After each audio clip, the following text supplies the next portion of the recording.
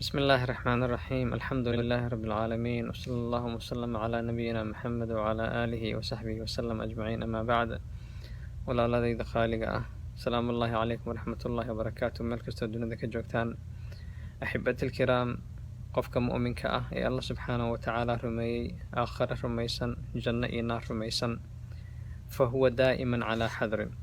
mar walba asaga digtoonaansho ayuu ku jiraa oo ilaahay subxaanahu watacaala rilaanshihiisa iyo alla subxaanahu watacaala caradiisa inuu iska ilaaliyo ayuu mar walba digtoonaansho ugu jiraa.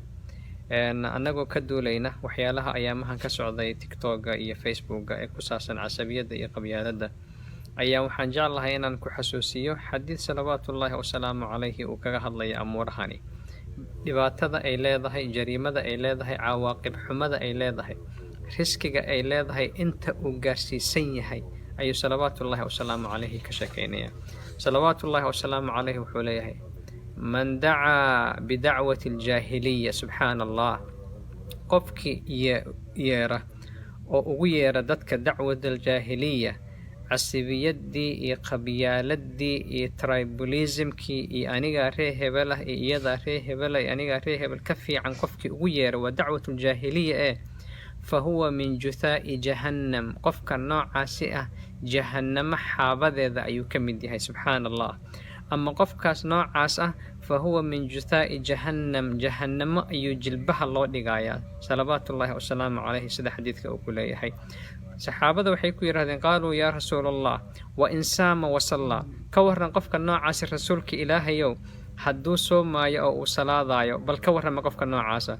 salawaatullaahi wasalaamu calayhi wuxuu yidhi: qofka dacwatuljaahiliya dadka ugu yeeraya ee qabyaaladda iyo casabiyadda iyo qurunka dhex dabaalanaya qowlan wa ficlan, wa in saama wasallaa, subxaana allah, wazacama annahu muslimun, xitaa haddii uu soomaayo oo uu salaadaayo oo uu muslim sheeganayo, subxaana allah, min juthaa'i jahannam ayuu ka mid yahay buu yidhi salawaatullaahi wasalaamu calayhi.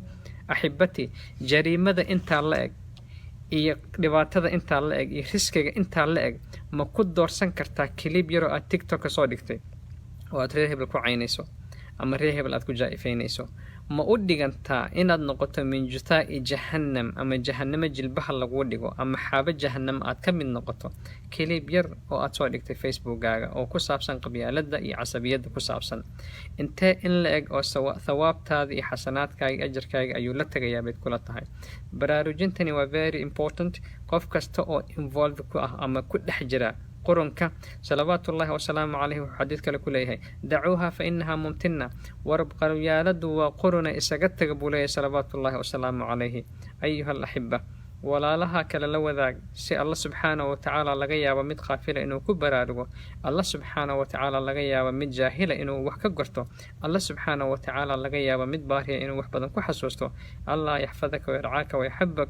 salawaatullaahi wasalaamu calayhi wuxuu leeyahay: man dacaa bidacwati aljaahiliya, qofkii dadka ugu yeera dacwatuljaahiliya, ree hebelow, ree bani fulaanow, annagoo ree hebelahay, annagoo saanahay, qofka noocaasi adeegsada qabyaaladda iyo cabsabiyada ummadda isugu yeera, fa huwa min juthaa'i jahannam weeye.